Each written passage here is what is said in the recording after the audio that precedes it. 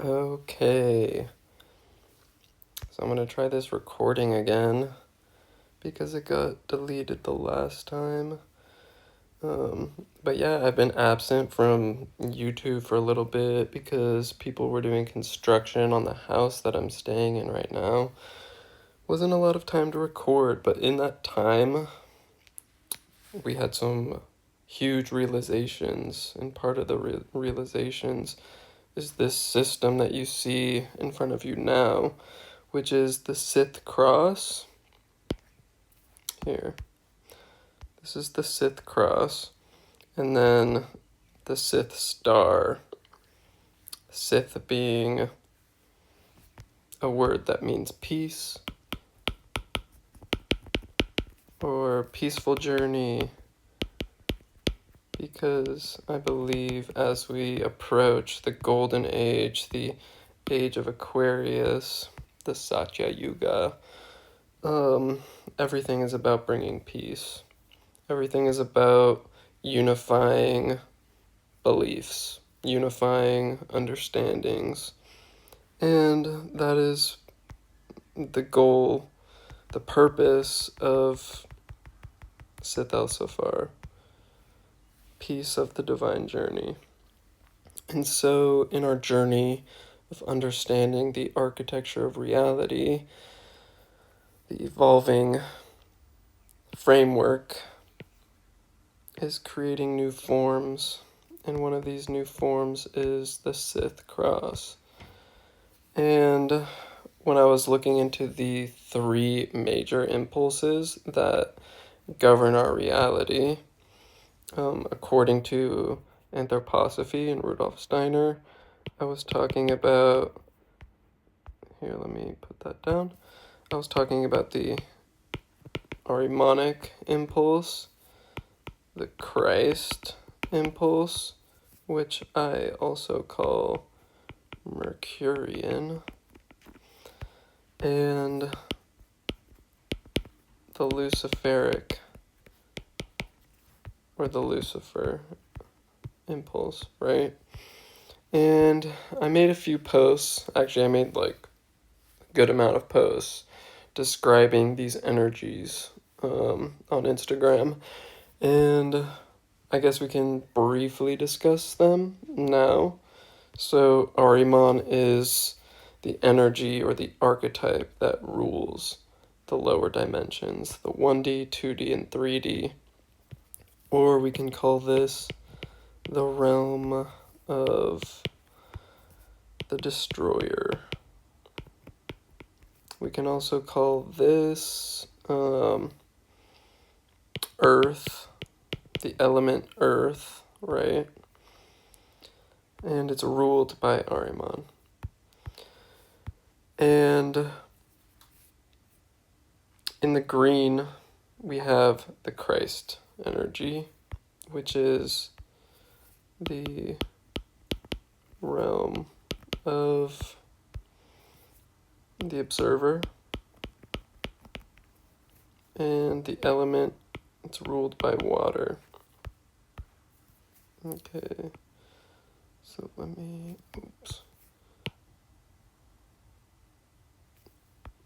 Christ, water, okay.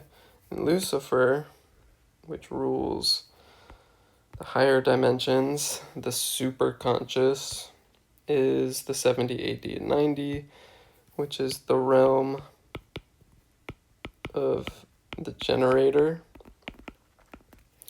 and the element associated with it is fire. So let's keep these in mind.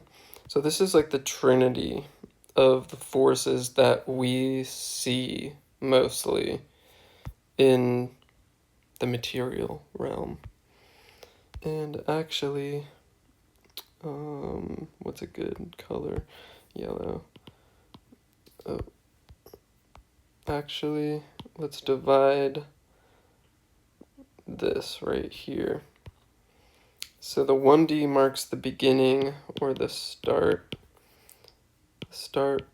of the material realms. There's two material realms, the realm of the destroyer and the realm of the observer. And the 60 marks the end of the material. 70 marks the beginning, the start of the etheric realms. And 12D marks the end of the etheric realm. The etheric realms. Okay, so on Instagram, I posted a lot about these three energies. Ahriman brings us down, brings the soul down into the material. Lucifer brings us up into the etheric. Christ balances those two forces, right? So it's an equilibrium.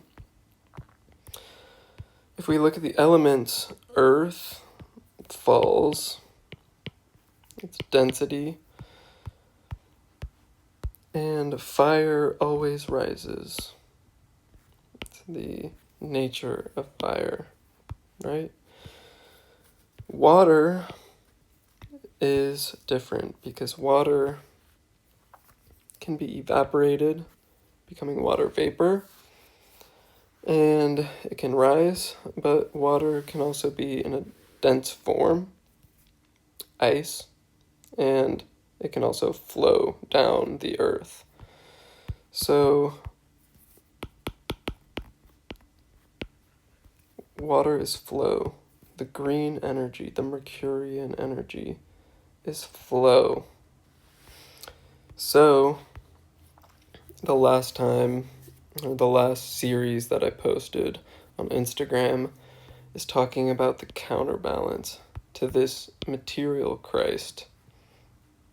This material Christ is masculine because the material realms are masculine.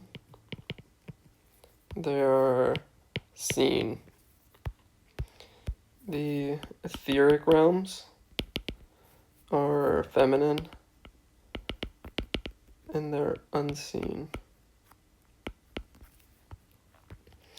And so we knew that the opposing, or the counterpart, not opposing, but the counterpart force or energy to Christ is going to be feminine. And when we think of Christ, when we think of the feminine counterpart to Christ, we think of Mary Magdalene. So this is where we get the term Magdalene, but also Sophia in the Gnostic texts, which I'm calling the Mercurian goddess, the counterpart to the Mercurian god. Okay. And what is her role in this cycle? Let me clear the field. Oh, let me clear the field.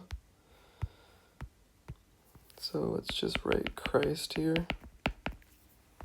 Actually, we can write Christ up here because this is the apex of the material realm. Again, at 60 is the end of the material realm. And 12D, we can write Magdalene. But this energy, this Magdalene energy is 10, 11, 12. This Christic energy is 4, 5, 6. So there's an esoteric concept called the descent of Sophia, where Sophia represents the unseen. Remember? Unseen. This is all unseen. The unseen wisdom that descends into the underworld or into this material world. And we can see this in the myth of Persephone, and many other stories again, connecting all mythologies, belief systems, esoteric traditions. Anyways, the descent into Sophia, into the womb, the physical reality. The 1D is the womb. And then rising through the dimensions, meeting Christ in the Garden of Eden. So the role of the Christ beings are angels, messengers, messiahs. For example, Hermes is a messenger, Hermes Trismegistus. Thoth is a messenger. Thoth. They're relaying the messages of the higher dimensions down back into the earth. Like that. And the wisdom is coming from the etheric realms, from Sophia. But the journey for Sophia is through the underworld. And it's the role of the Christ frequency, the Mercurian frequency, to reveal Sophia, to reveal the unseen to the beings who are operating in the lower dimensions of awareness. So for the collective, we are operating in the 3D. The 3D is connected to the 12D.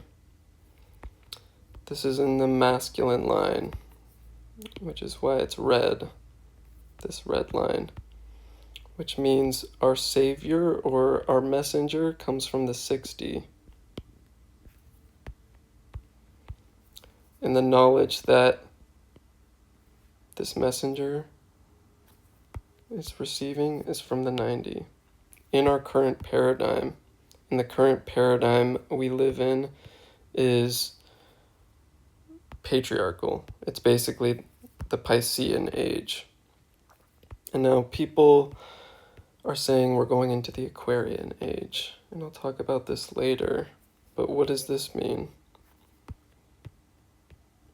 This means that our collective is going to be moving into a baseline of 5D frequency, which is very high for a collective. It's the highest collective awareness that any collective can have. And that makes sense because we're moving from the Kali Yuga to the Satya Yuga, which is the Iron Age, to the Golden Age. So we're moving from 4D to 5D. 4D is a transitional dimension that we're going to be moving through in the next 200 years. We're all going to be transitioning into 4D. Some people will reach 4D and then 5D within their lifetimes. But I'm saying as a collective, for everyone to be operating in here, it's going to take 200 years. So a few generations. And then we'll be on track for the Golden Age. Aleister Crowley talks about the Aeon of Horus, which is what I'm describing here, the Aeon of Horus, where the 11 and the 5 meet.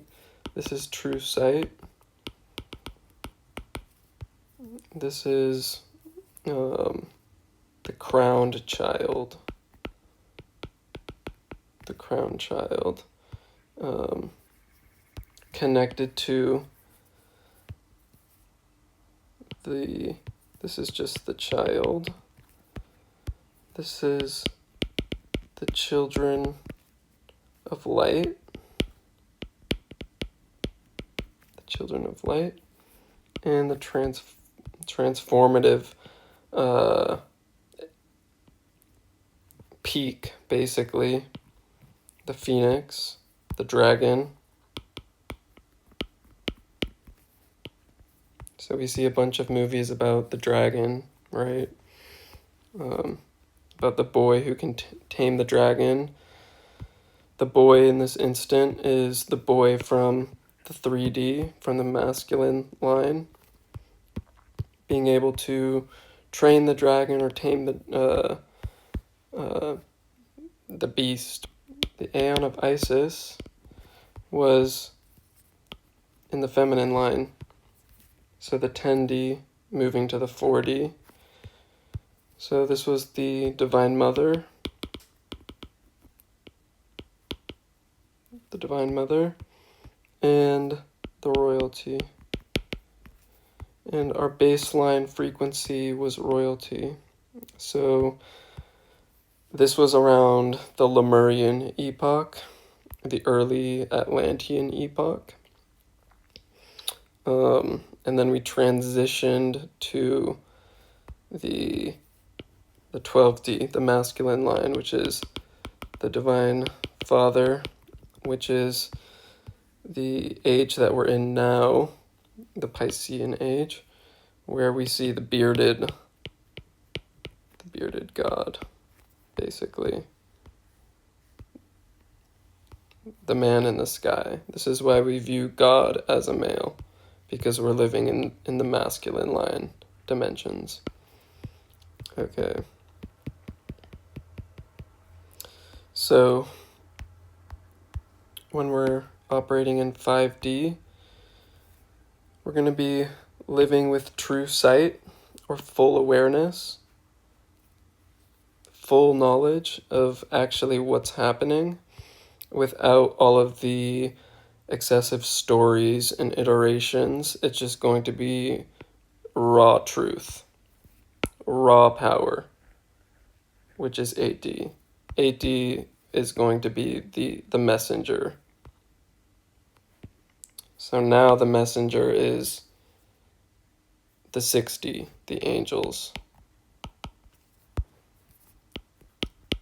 Soon the messenger will be the dragon once the golden age begins.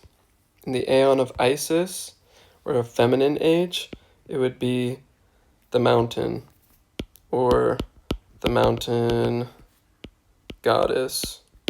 And in Japanese culture, men often call their wives the mountain goddess because they're associating that age with their feminine counterparts. So, messengers, messiahs. So yeah, these are the three basically messengers, or the beings that bring truth into the 3D, the 4D. So 60 to the 4D, 70, or 60 to the 3D, 70 to the 4D, and 8D to the 5D. Those are the messengers. Boom. Yeah, so you see. Where else should we go? Oh yeah, I was talking about the dragon, right? We need to... Sorry, I'm so ADD. We're talking about Sophia. So we have Sophia, Magdalene, and then Christ, Mercurian. Sophia, the descent of Sophia into here. Christ shining a light, bringing forth the wisdom within us, the unseen potential within us, the unseen etheric capabilities that are inside of us in these dense dimensions of reality, our dense awareness. Revealing that to ourselves is the revealing of Sophia, the unveiling of wisdom. and that is the purpose of Christ. However, in this patriarchal age, we've seen this dynamic as Christ being the sole light bringer, basically. Because, again, Christ is bringing knowledge from the Luciferic, the light. This is why we call him the light of the world. Light of the world. Because he's bringing the Luciferic fire or the Promethean flame back into the darkness. The darkness being the material realms. And so what people need to realize is that this is a dance, basically. Because without Sophia coming back in here, the fall of Sophia, the fallen angels, basically, Christ would have no grounding in reality. The Christic force, we would just keep moving up and out into the etheric, and there would be no earth. There would be no point to earth if there was no Sophia. And the purpose of earth is to evolve our spiritual beings, evolve our etheric bodies.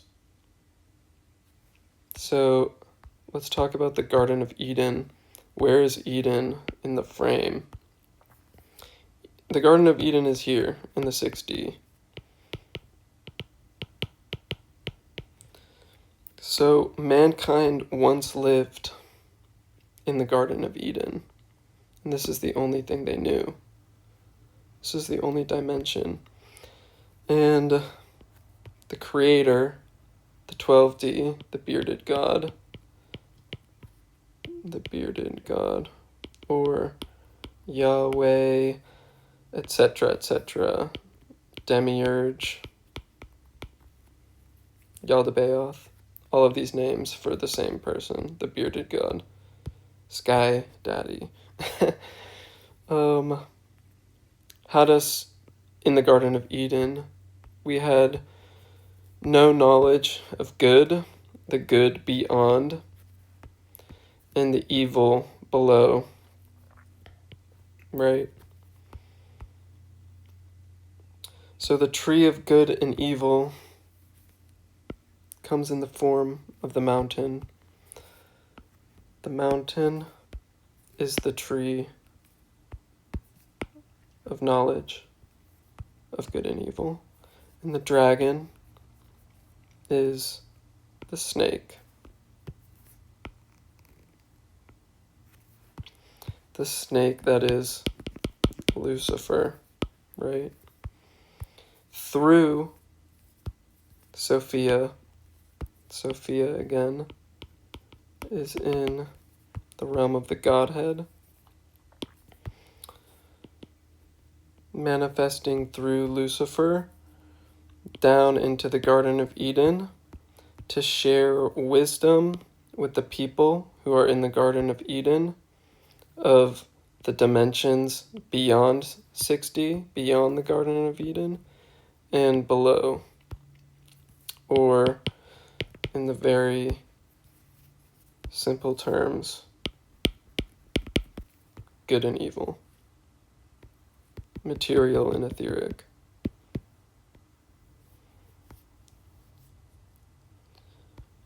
So,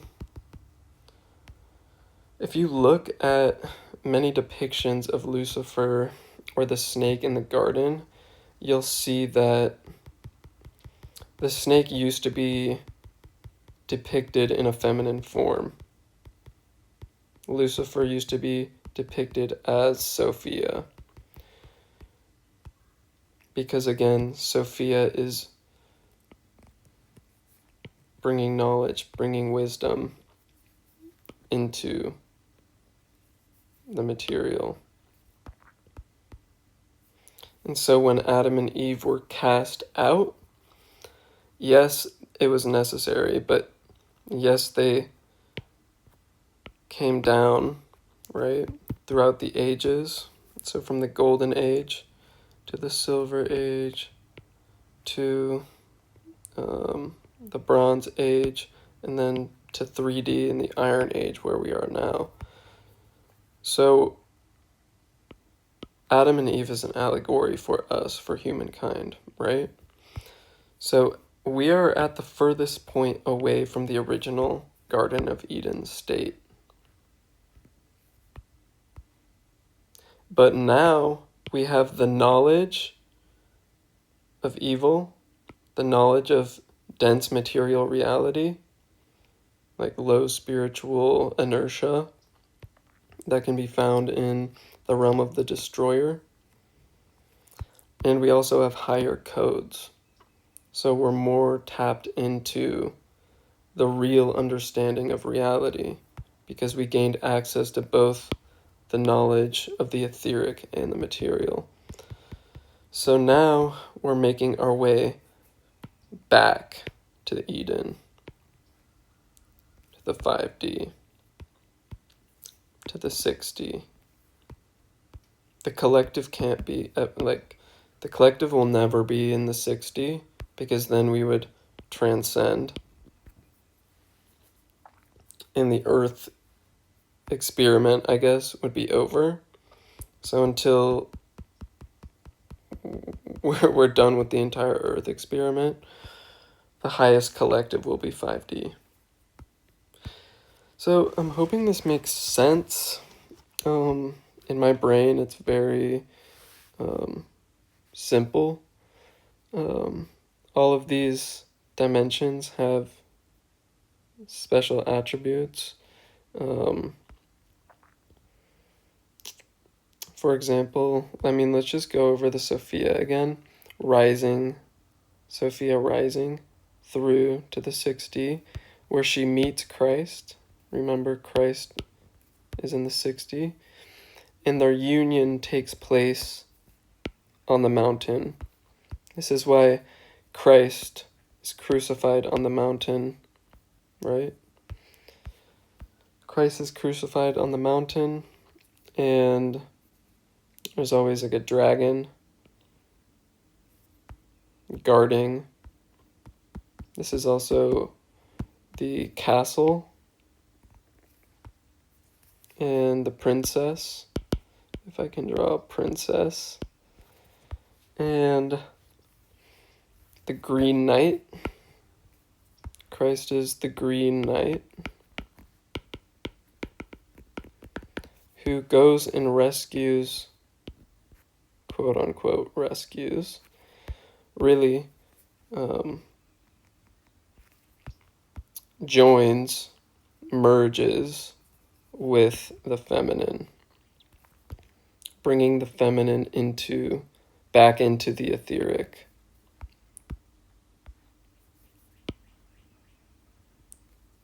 And then, of course, the dragon is the transformation, the alchemical union, alchemical marriage of the two forces meeting again. So there's a lot to look at. Like Shrek, the Green Knight is literally depicted in Shrek. Shrek is the Green Knight who goes to Fiona, who's in the castle, and saves her from the dragon. But people need to understand, you're not saving from the dragon. The dragon is what happens. The dragon is the alchemical process, basically.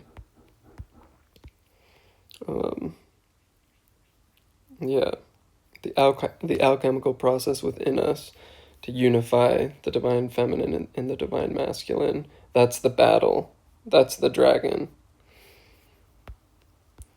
So yeah, on Instagram I've been posting a lot about Magdalene.